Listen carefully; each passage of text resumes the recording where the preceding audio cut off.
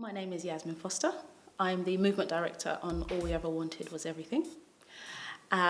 Within this role, my job is to look at the shape of the play and look at the way people move within the play. So not only the shape of how things move from one place to the next, but how people embody those characters and are they believable.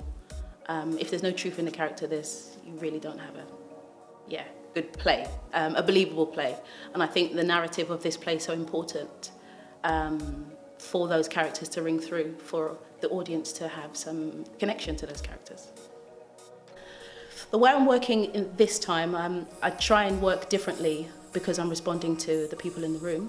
The way we're working in this setting is to let the actors find the characters for themselves, but to give them creative license. So to let them do what feels right and go as far as they can with it, and then to maybe rein them back or allow them to just be as free, because some characters are quite free and some are quite rigid. So it's playing as close to the truth as possible, but allowing that person to find the movement first.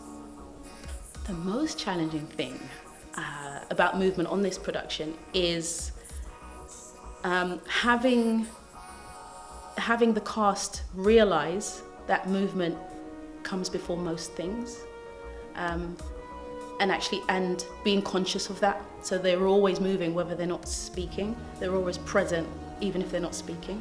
So they're always having to have some form of communication through their body, and it's being aware for the entire length of the show that they're always communicating, whether they know it or not.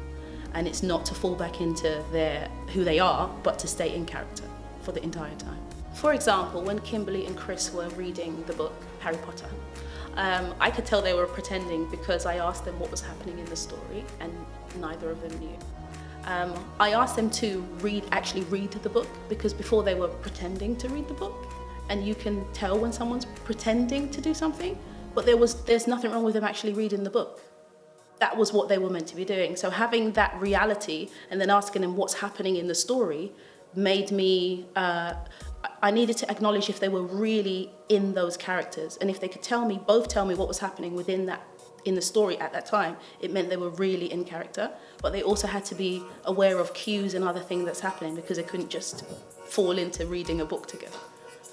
So it's having one eye on what you're doing, but having an ear to something else. So being aware of everything that's moving within the room, even the pages of the book. You know, you can't turn a page before you've actually read the page. That makes no sense at all.